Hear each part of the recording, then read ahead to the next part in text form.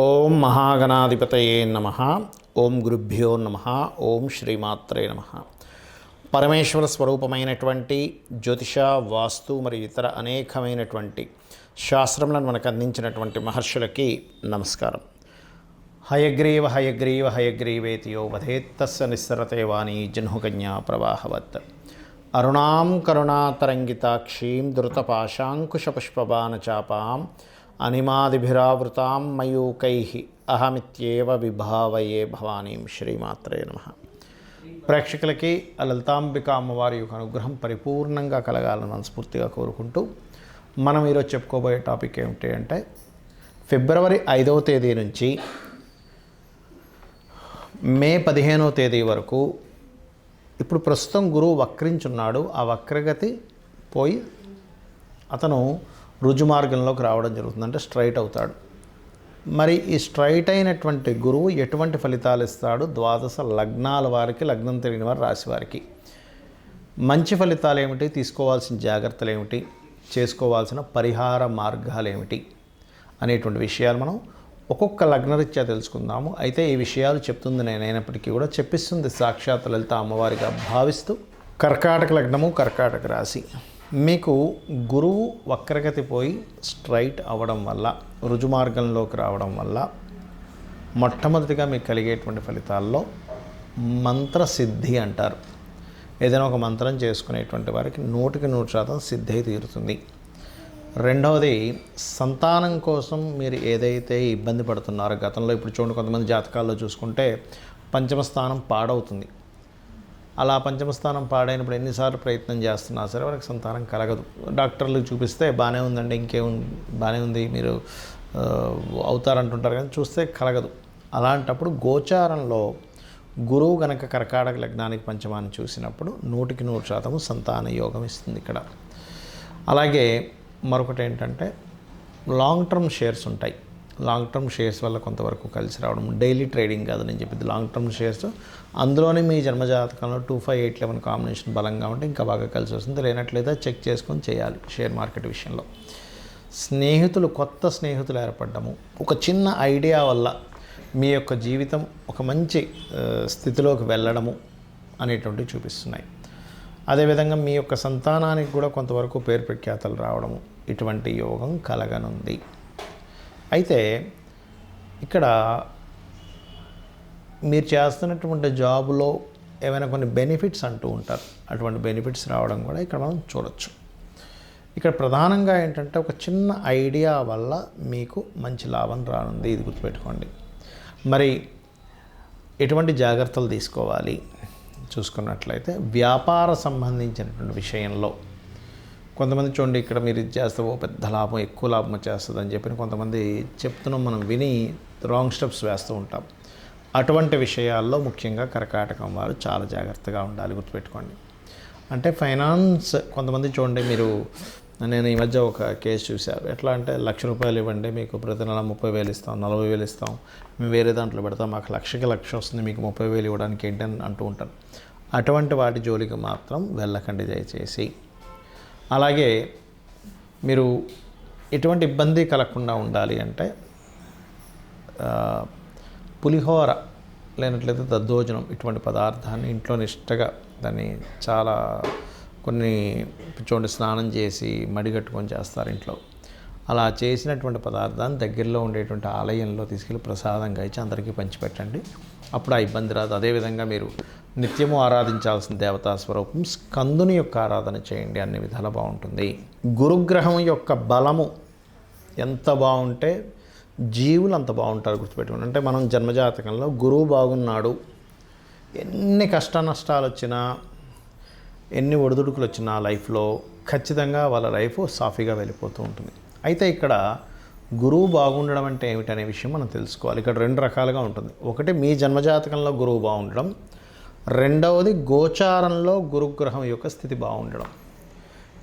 చాలామందికి ఈ తేడా తెలియక గురువు మాకు అనుకూలంగా ఉన్నాడా లేడా అని చెప్పి చాలామంది అడుగుతుంటారు నాకు. ఇక్కడ నేను మీకు క్లారిటీ ఇస్తాను. మీ పర్సనల్ చార్ట్లో కనుక గురువర్గ లగ్నాలు అంటారు. గురువర్గ లగ్నాలు, శనివర్గ లగ్నాలు అని 2 ఉంటాయి. ఏమిటి ఆ గురువర్గ లగ్నాలు? మేషము, కర్కాటకము, సింహము, వృశ్చికము, ధనస్సు, మీనం గురువర్గ లగ్నాలు.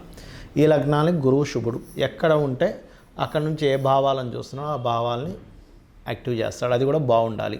శనివర్గ లగ్నాలు అంటే వృషభ లగ్నము, మిథునము, కన్య, తుల, మకర, కుంభ లగ్నాలు. ఈ లగ్నానికి గురువు పాపి కాబట్టి ఆయనకి పాజిటివ్గా ఉండేటువంటి పోర్ట్ఫోలియోస్ వస్తే పర్లేదు, కానీ ఏమాత్రం గురురాశులు పాడైనా గురువు పాడైనా ఎక్కువ ఎఫెక్ట్ గురువు సంబంధించినవి జరుగుతూ ఉంటాయి.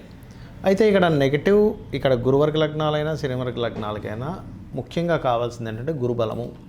అది మీరు ఏదైనా ఒక పని చేసేటప్పుడు చూడండి, మనకి వివాహం అవ్వట్లేదండి అన్నప్పుడు గురుబలం లేదు కదా అంటారు. సంతానం కలగట్లేదు, గురుబలం లేదు కదా అంటారు. చదవట్లేదు, గురుబలం లేదు కదా అంటారు. అంటే ఏమిటి? ఆ పర్టికులర్ భావానికి గురుబలం లేకపోవడం వల్ల వాళ్ళు దాన్ని పొందలేకపోతున్నారు. గురువు అనేటువంటి జన్మజాతకంలో మనకి సైంటిఫిక్గా తీసుకున్నా జాతకపరంగా తీసుకున్నా గురుత్వాకర్షణ శక్తి అంటారు. మన భూమి మీదకి ఎర్త్కి ఏదైనా సరే ఒక శకలం లాంటిది ఏదైనా వస్తున్నా గురుత్వాకర్షణ శక్తి దాని వైపు లాగేసుకుంటుంది.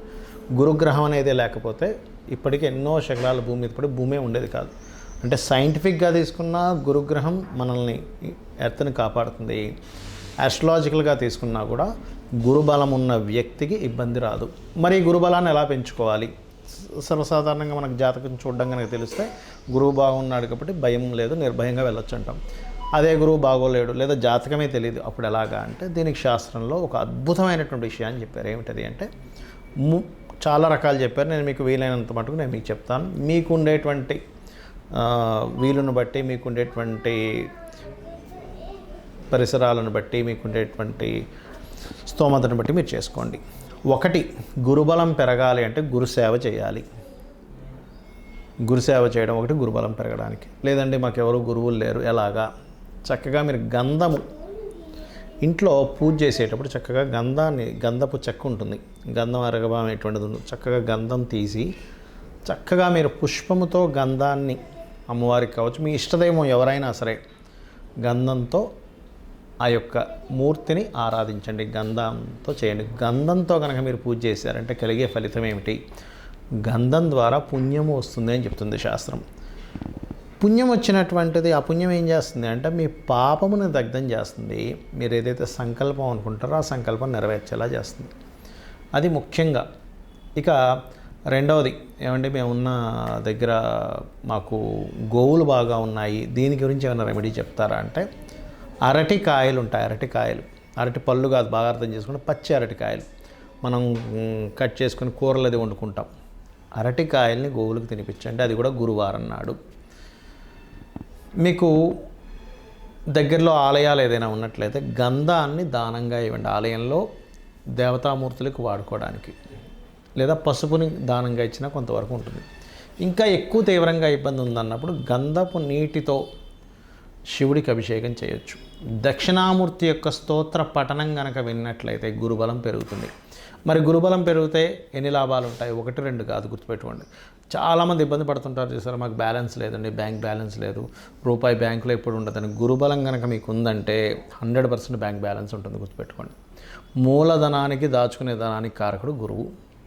ఇక రెండవది, ఆపద వచ్చినట్టే ఇంక మనకి ఇంకేమైంది, అయిపోయింది, ఇంక మన జీవితం అయిపోయింది అనుకున్న స్టేజ్ దాకా వచ్చినా సరే మళ్ళీ అలాగ పక్కన తీసి పరమాత్మ మిమ్మల్ని కాపాడినట్టుగా మీ లైఫ్లో మిరాకిల్స్ చూస్తారు గురుబలం పెరిగినట్లయితే. ఇక మూడవది ఏంటంటే ఏ ప్రయత్నం చేస్తున్నా సరే మీ ప్రయత్నం కొంత అయితే గురుబలం తోడైనప్పుడు మీ యొక్క ప్రయత్నాలు 100% ఫలకృతం అవుతాయి. అయితే ఇక్కడ చాలామందికి తెలియక గురుబలం లేదండి అందుకే నేను కనకపు శరాగం పెట్టేసుకున్నాను అంటారు. అది చాలా పెద్ద మిస్టేక్. ఎందుకంటే మీ జన్మజాతకంలో గురువు బాగున్నాడు అనుకోండి, 100% మీరు పెట్టుకోవడంలో ఎటువంటి అభ్యంతరం లేదు. హ్యాపీగా మీరు ధరించవచ్చు. కుడి చేయి చూపుడు వేలికి, జెంట్స్ అయితే, లేడీస్ అయితే ఎడం చేయి చూపుడు వేలికి ధరించాలి. అలా కాకుండా మీ జన్మజాతకంలో గురుగ్రహం బాగు అన్నప్పుడు ధరిస్తే రివర్స్ ఫలితాలు వస్తాయి. కాబట్టి అప్పుడు ధరించడం కాదు, మీరు చేయవలసింది ఏంటంటే దానం ఇవ్వడం, శనగలు దానంగా ఇవ్వడం, గోసేవ చేయడం, గురువులకి ఏదైనా వస్త్రాలు కానీ ఇట్లాంటివి దానంగా ఇవ్వడం, దక్షిణామూర్తి స్తోత్రం చదవడం, ఇవి ఎక్కువగా చేయాలి. ఇవి మీరు చేశారు, నేను ఇప్పుడు చెప్పినటువంటిది మీరు ఏది పాటించినా భక్తి శ్రద్ధలతో 100% మీకు గురువు అనుగ్రహం కలుగుతుంది. మీ జీవితం అద్భుతంగా సాగుతుంది. శ్రీమాత్రే నమః.